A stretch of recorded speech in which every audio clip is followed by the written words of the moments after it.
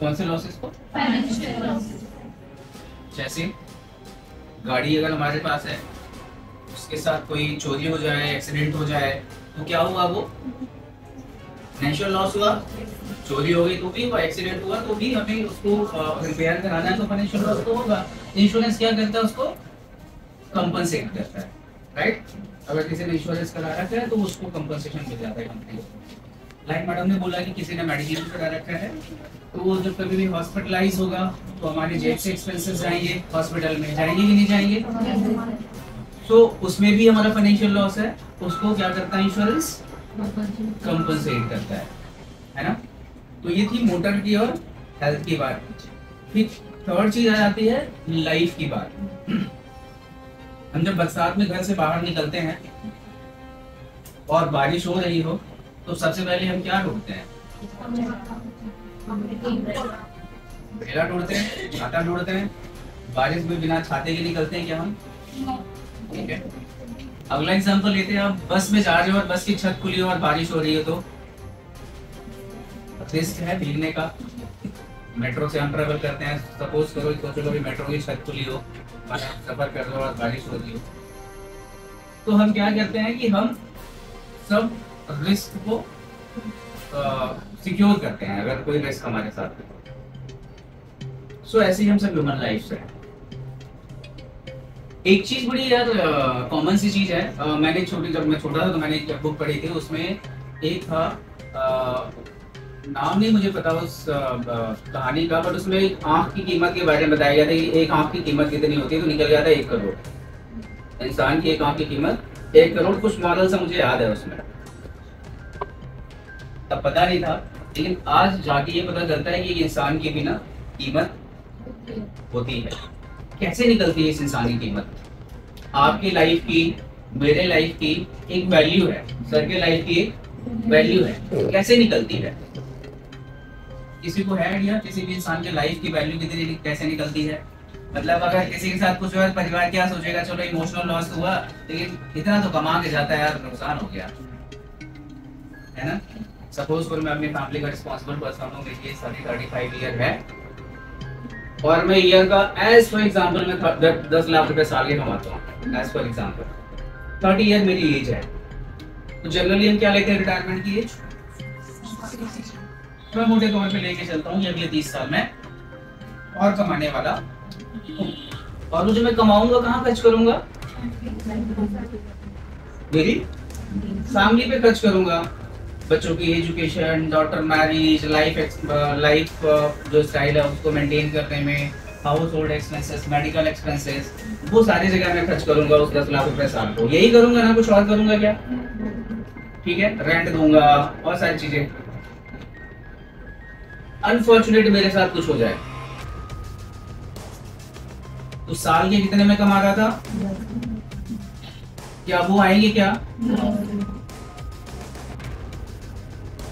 लेकिन मेरी इनकम बंद हो गई, लेकिन क्या फैमिली के खर्चे बंद होंगे? क्या फैमिली छत के नीचे रहना बंद करेगी, मेट्रो में ट्रेवल करना बंद करेगी, बच्चों की स्कूलिंग बंद होगी क्या?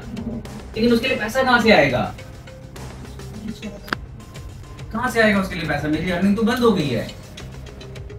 और कितने का लॉस हुआ? मैं कायदे से सिंपल सी कैलकुलेशन में बात करूं, 10 लाख रुपए साल के हिसाब से 30 साल का कितना होगा? तो आज के दिन में मेरी जो कीमत है वो 3 करोड़ है ना? आज के दिन में मेरी कीमत कितनी है? 3 करोड़। मैं अगर नहीं रहा तो मेरी फैमिली को 3 करोड़ का फाइनेंशियल लॉस होने वाला है। बड़ा लॉस है, छोटा लॉस है? कभी सोचा था इससे पहले ऐसा? कोई सोचता है ऐसा? क्या सोचना चाहिए उसको ऐसा? क्योंकि हर किसी के ऊपर एक रिस्पॉन्सिबिलिटी है, हर किसी के ऊपर एक रिस्पॉन्सिबिलिटी है। आप में भी कुछ लोग मैरिड होंगे, उनको पता है उनके ऊपर एक रिस्पॉन्सिबिलिटी है। जो सिंगल होंगे हो सकता है उनके ऊपर जो कुछ लोगों के ऊपर रिस्पॉन्सिबिलिटी हो, उसके ऊपर हो सकता है अभी ना हो, पर थोड़े टाइम बाद होगी उनके ऊपर। तो अगर मेरा 3 करोड़ का नुकसान हुआ तो मैं कैसे कवर कर सकता हूँ? हो सकता है मैंने 3 करोड़ की एफडी करा के रखी हो। पॉसिबल है पॉसिबल कि नहीं? हो सकता है मेरी जो इनकम है यहाँ से 10 लाख रुपए की, मैंने अलग से कुछ ऐसा अपना सिस्टम बना रखा हो कि मेरे ना होने के बाद वहां से पैसे आ रहे हैं, बिजनेस से पैसे आ रहे हैं। सपोज करो बिजनेस मेरा रन कर रहा है, बच्चा मेरा चलाएगा या वाइफ मेरी चलाएगी, उस बिजनेस से पैसे आ सकते हैं। और अगर ये दोनों चीजें ना हुई तो फिर मेरी फैमिली का क्या होगा? फिर मेरी फैमिली को 10 लाख नहीं आएंगे और मेरी फैमिली को क्या क्या एडजस्ट करना पड़ेगा लाइफ में। जैसे कि हो सकता है मैं अपने बच्चों को स्कूल में पढ़ा रहा हूँ जिसकी महीने की फीस 15,000 या 20,000 रुपए है। अब मेरे बच्चे को उस स्कूल से निकाल करके किसी क्या बोलते हैं एमसीडी, हाँ एमसीडी के स्कूल में डालना पड़ेगा। राइट है। हो सकता है कि मैंने घर लोन पे ले रखा हो और बैंक वाले रिकवरी में वो घर ले जाएं और मेरी फैमिली को रोड पे आना पड़ेगा। हो सकता है मेरी फैमिली में कल कोई बीमार हो और मेरी फैमिली में मेरी वाइफ को या मेरे बच्चों को किसी के पास जाके बोलना पड़े रिलेटिव से 1 लाख रुपए की मदद कर दो। तो ये सबके साथ हो सकता है ना। तो हम ये बहुत बड़ा रिस्क है सोसाइटी में, बहुत बड़ा रिस्क है। आप यूएस में चले जाइए, यूके में चले जाइए, वहां पे क्या होता है कि अगर एक सिटीजन अनएम्प्लॉयड भी हो जाए तो गवर्नमेंट उसको अनएम्प्लॉयमेंट का कुछ वो देती है, अमाउंट देती है ना। कोई सीनियर सिटीजन हो जाए उसको सीनियर सिटीजन का भत्ता मिलता है। किसी के बच्चे को पढ़ाने के लिए उसके पास पैसा ना हो, उसके बच्चे की रिस्पॉन्सिबिलिटी गवर्नमेंट लेती है। लेकिन हमारे इंडिया के अंदर ये है क्या हम इतने डेवलप्ड कंट्री है क्या? तो हमारे पास एक सिंगल ऑप्शन बचता है। क्या बचता है? इंश्योरेंस। और बोलो जोर से, क्या बचता है? इंश्योरेंस। इंश्योरेंस बचता है हमारे पास ऑप्शन। लेकिन वो कैसे? अब मैं कैलकुलेशन बता दूं कि मुझे कुछ हो जाएगा तो भी मेरी फैमिली को 10 लाख रुपए आते रहेंगे। कौन सुनना चाहता है ऐसे कैलकुलेशन? मुझे कुछ हो भी जाएगा तब भी मेरी फैमिली को 10 लाख आते रहेंगे। मेरे कुछ होने पे मेरी फैमिली को इमोशनल लॉस होगा। इमोशनल लॉस तो होगा ना, कवर होगा क्या? रिकवर होगा कहीं से? उसको कवर कर भी नहीं सकते, लेकिन रिकवर हम कर सकते हैं फाइनेंशियल लॉस को। कैसे? अगर मैं 2 करोड़ का इंश्योरेंस ले लूं, अगर मैं 2 करोड़ का आज इंश्योरेंस ले लूं जिसका मेरी एज पे हार्डली साल का प्रीमियम 25 से 30 हजार रुपए आएगा। साल का प्रीमियम कितना? हम एक छोटे से ट्रिप में चले जाते हैं बाहर, कितना खर्चा आता है? छोटे से ट्रिप में इतना आ जाता है। और मेरी अर्निंग 10 लाख रुपए की है और मैं कहता हूं 30,000 रुपए, कितना परसेंट हुआ? 3%। मैं अपनी सालाना इनकम की 3% पैसे से मैं अपनी फैमिली की फाइनेंशियल सिक्योरिटी कर सकता हूं। मैंने 30,000 रुपए का प्रीमियम भरा और मैंने अपना 2 करोड़ का बीमा करा लिया। अब अगर मुझे कुछ होता है तो मेरी फैमिली को क्या मिलेगा? क्या मिलेगा? बड़ी धीमी आवाज आ रही है, डाउट है क्या? मिलेगा 2 करोड़ मिल जाएगा, है ना। और उस एक चीज और, जब किसी के साथ कोई ऐसी कोई घटना होती है ना, उसके यार जो अंतिम क्रियाएं होती है उसमें पूरे रिश्तेदार, दोस्त, पड़ोसी सारे आते हैं। और कुछ रिश्तेदार तो शमशान घाट से चले जाते हैं वापस, दोस्त भाई पड़ोसी रिश्तेदार बचते हैं वो 1-2 दिन वापस चले जाते हैं।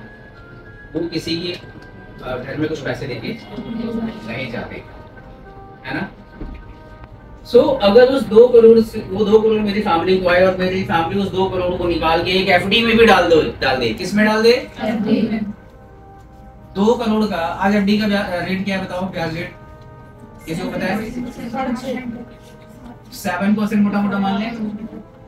2 करोड़ से कितने आ जाएंगे 7% के हिसाब से मेरी फैमिली को हर साल?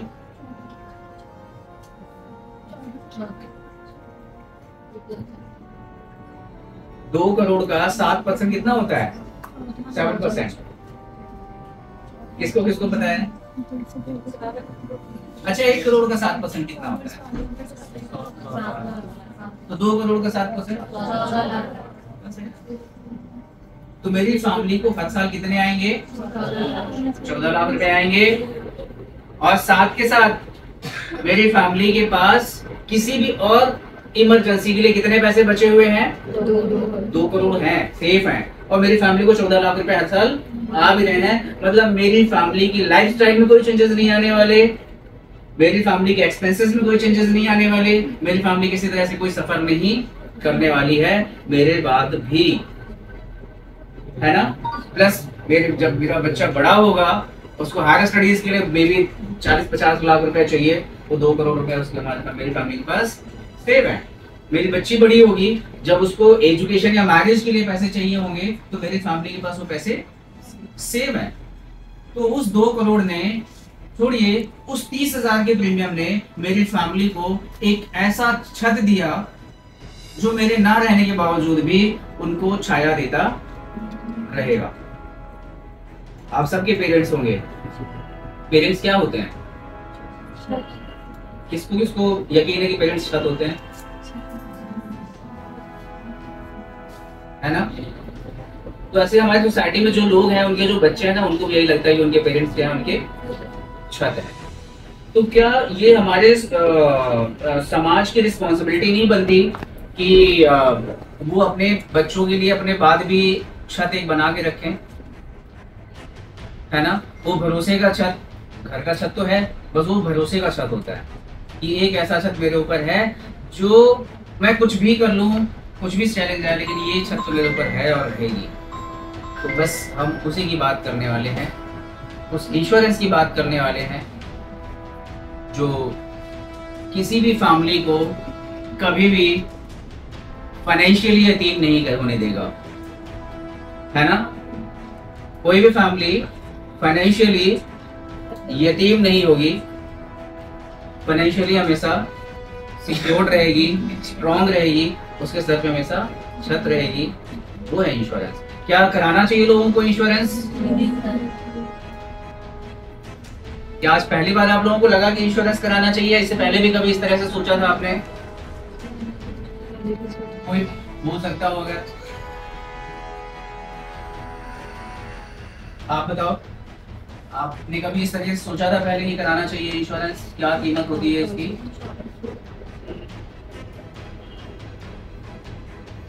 है ना। तो इंश्योरेंस हमें कराना चाहिए। किसी को डाउट है कि नहीं कराना चाहिए? एक और चीज बता दूं,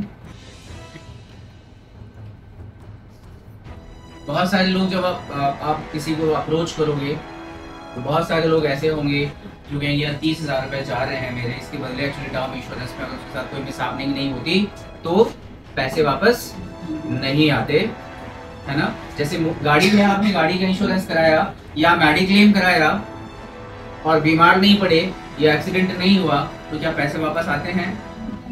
नहीं आते ना। टर्म इंश्योरेंस भी वैसी चीज होती है, उसके अंदर 30,000 अगर साल के जा रहे हैं और कोई भी वो नहीं हुआ तो पैसे वापस नहीं आते। हालांकि कुछ प्रोडक्ट आजकल ऐसे आने लगे उनके अंदर पैसे भी वापस आते हैं, ठीक है, बट फिर भी उनका प्रीमियम थोड़ा सा ज्यादा होता है कंपैरेटिवली। बट एक चीज सोचो, 30,000 रुपये दे करके कितनी अपने फैमिली को सिक्योर कर रहा है वो बंदा भी। अगर है मैं आज यहाँ हूँ, बैठा हूँ और मैं रोड पे जा रहा हूँ, अनफॉर्चुनेटली मुझे हो भी जाए, मेरे माइंड में ये टेंशन नहीं है कि मेरी फैमिली को मेरे बाद क्या होगा। मुझे पता है मेरे बाद मेरी फैमिली को 2 करोड़। इंश्योरेंस क्यों लेना चाहिए समझ में आया आप लोगों को? तो क्या आप सारे लोग अपना अपना चेक काट के जा रहे हो अभी?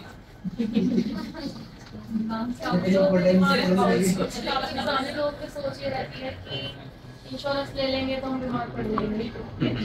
तो पुराने लोगों की तो सोच ऐसी रहती है। सो हमारा काम क्या है? हमारा काम क्या है?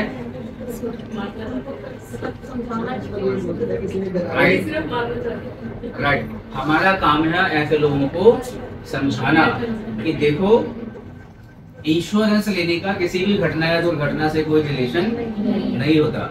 अगर किसी के साथ ऑन रोड एक्सीडेंट होने वाला है, अगर कोई बीमार पड़ने वाला है तो वो पड़ेगा, लेकिन अगर उसने ये सुविधाएं ले ली अपने लिए तो उसको या उसकी फैमिली को सपोर्ट मिलेगा। हमारा काम है समझाना, वी आर यंग, है ना, हम समझते हैं चीजों को ज्यादा अच्छे तरीके से, हमारा काम है लोगों को समझाना। क्लियर है? तो हम सारे लोग चेक कार्ड करना जा रहे हैं। कौन कौन सी चीज आपसे पूछना चाहूंगा। सपोज किसी कोई 30 इयर्स का कोई पर्सन है और मैरिड है और छोटे बच्चे हैं। अच्छा, आप लोग अभी ऑलमोस्ट मुझे लग रहा है शायद कुछ स्टडी कर रहे होंगे और कुछ लोग जस्ट स्टडी करके निकले होंगे, अगर मैं गलत नहीं हूँ तो मैं रैंडम पूछता हूँ, मैडम आपकी हायर एजुकेशन में कितनी कॉस्ट आई? अभी चल रही है। क्या कर रहे हो आप? बीकॉम कर रहे हो। कौन सा आपका अभी चल रहा है वो क्लास, कौन से सेमेस्टर? सेकेंड है। क्या कॉस्ट आ रही है आपकी ग्रेजुएशन की?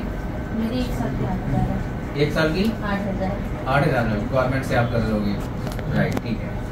और आप बताओ आपकी एजुकेशन में क्या कॉस्ट आई? गवर्नमेंट से आप कर रहे हो, ठीक है, ओके।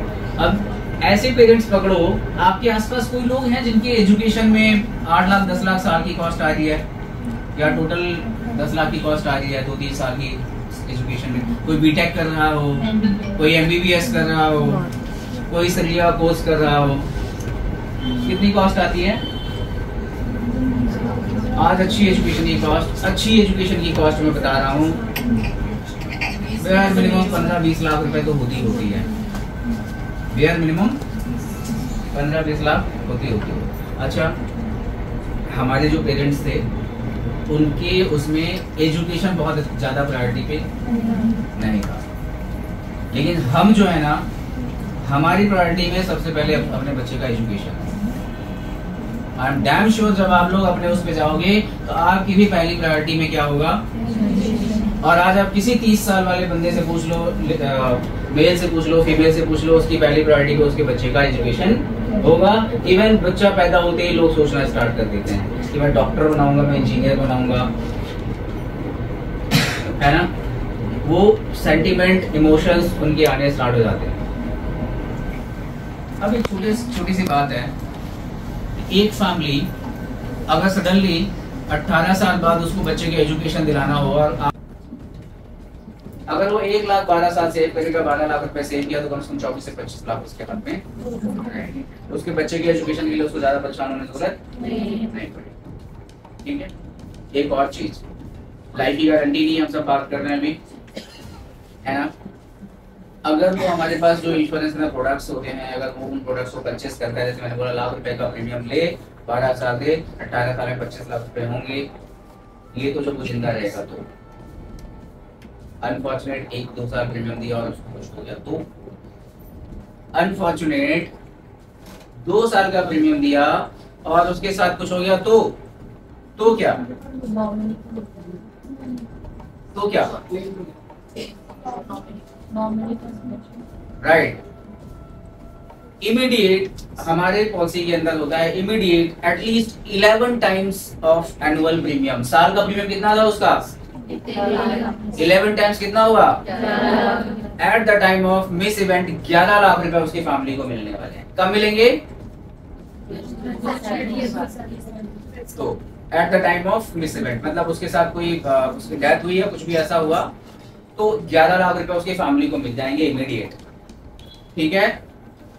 प्लस वो पॉलिसी कंटिन्यू चलती रहेगी। क्या होगा? पॉलिसी बंद नहीं होगी। प्लस प्रीमियम कितना ज्यादा था उस पॉलिसी का? कमाने वाला नहीं रहा। कौन पे करेगा? कंपनी पे करेगी वो प्रीमियम। कौन पे करेगा?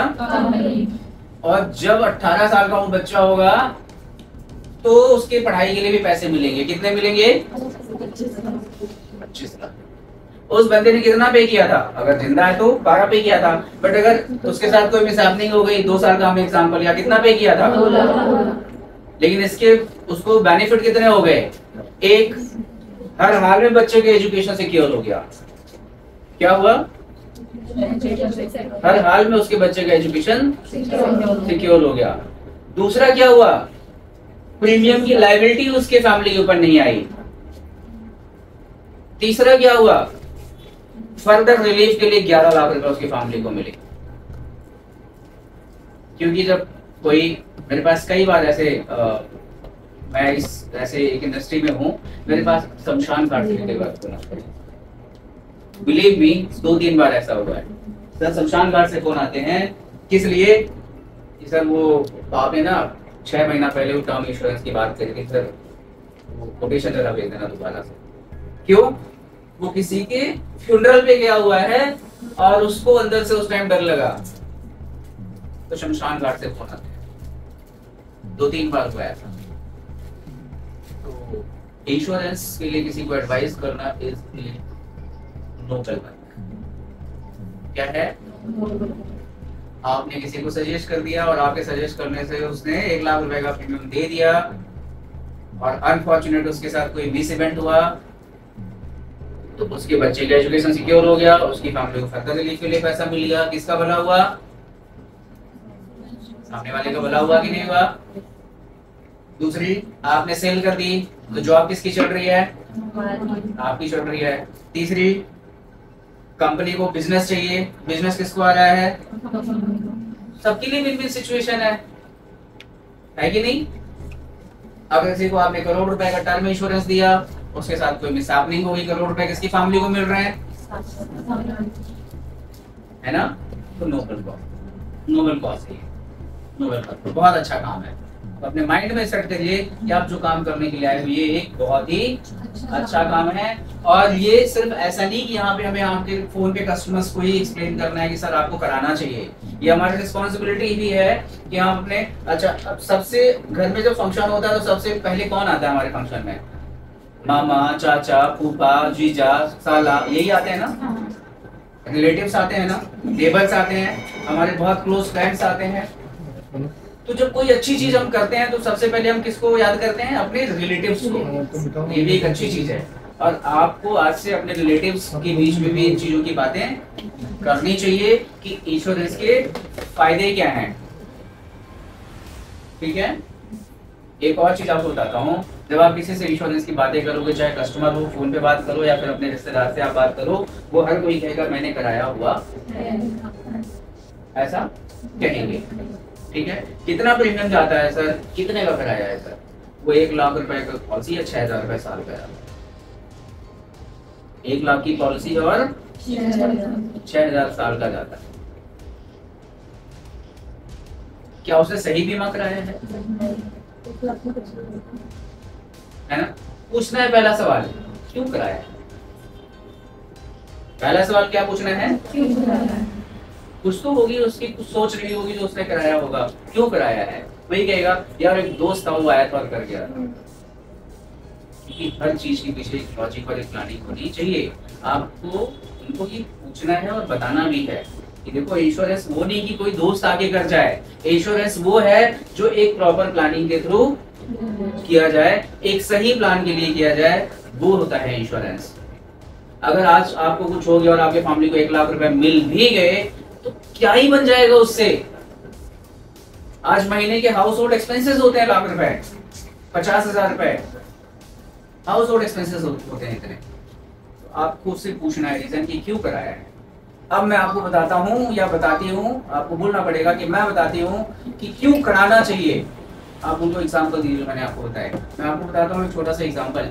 कोविड के टाइम पे मेरे एक फ्रेंड की डेथ हो गई, HDFC बैंक में था, जो ये ऑटो फाइनेंस कराते हैं, ट्रक फाइनेंस कराते हैं, गाड़ियाँ वगैरह फाइनेंस कराते हैं, उसमें अच्छा पैकेज था। 35-36 ईयर की एज थी और 25-30 लाख के आसपास का पैकेज था। ठीक ठाक सिचुएशन। अकेला अर्निंग पर्सन था, मतलब उसकी अपनी निजी जो परिवार है, वाइफ हाउस वाइफ थी, 2 बच्चे थे प्यारे से। तो अपना जो निजी परिवार है उसको तो क्या होगा, गाड़ी भी ली हुई होगी तो कम से कम 15-20 लाख की ली होगी। बच्चा भी स्कूल जाता होगा तो 15,000 20,000 महीने की फीस उसकी होगी, ऐसे स्कूल में जाता होगा। लेकिन मुझे आज उस चीज पे गर्व होता है कि मैंने उसको 1.5 करोड़ का इंश्योरेंस दिया था और 1 करोड़ का इंश्योरेंस बिकॉज ऑफ कॉर्पोरेट में था, तो कॉर्पोरेट इंश्योरेंस मिला हुआ था कंपनी की तरफ से।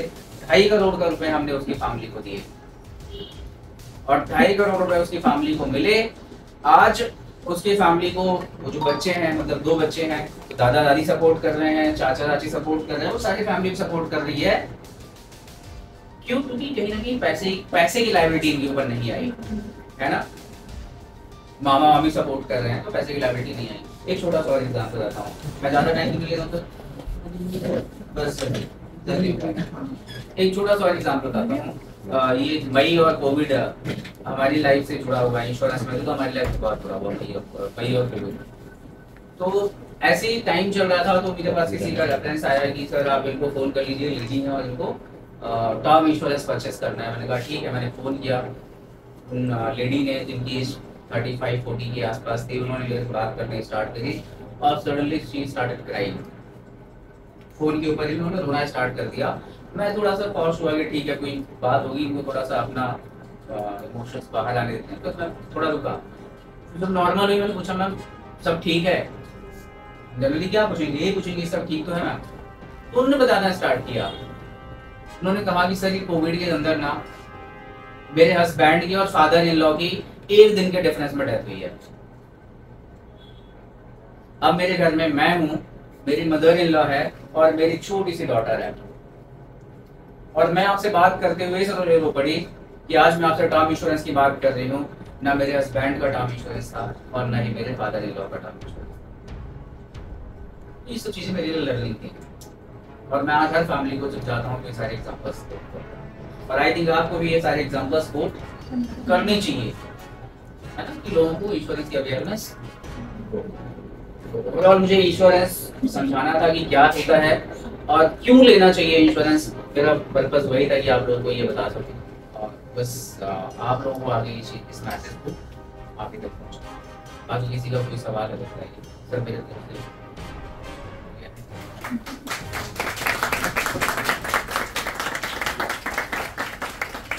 कोई सवाल है तो आप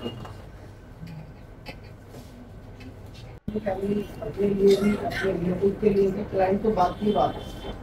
पहले तो हम अपनी फैमिली को सिक्योर करें, अपने को सिक्योर करें, फिर क्लाइंट वाला ठीक है, पुलिस वाला भी है। जैसे अभी हमने टर्म इंश्योरेंस का बताया, लाइफ इंश्योरेंस का होता है, ऐसे ही हेल्थ इंश्योरेंस भी होता है। किसी का भी हो जाए फैमिली में, हम खुद भी करा रहे कंपनी से, हेल्थ इंश्योरेंस तो मैंडेटरी है।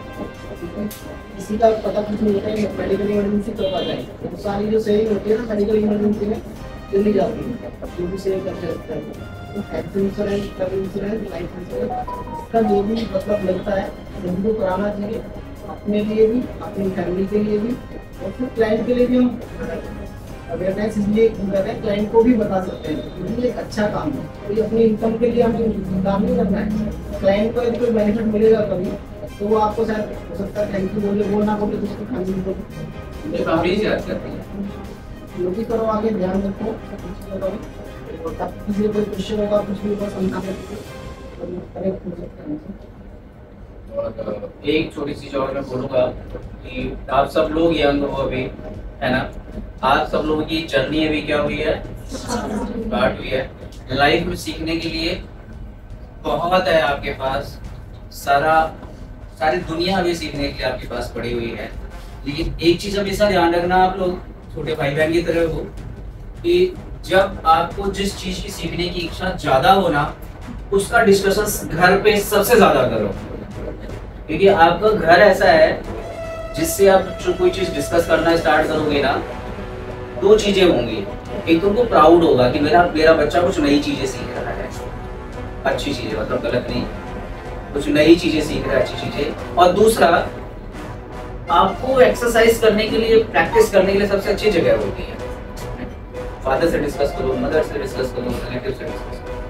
तो जितना ज्यादा से ज्यादा इंश्योरेंस सीखना है अगर आपको, उतना ज्यादा से ज्यादा इंश्योरेंस के बारे में आपस में बातें करो या फैमिली बातें करो। आज का क्या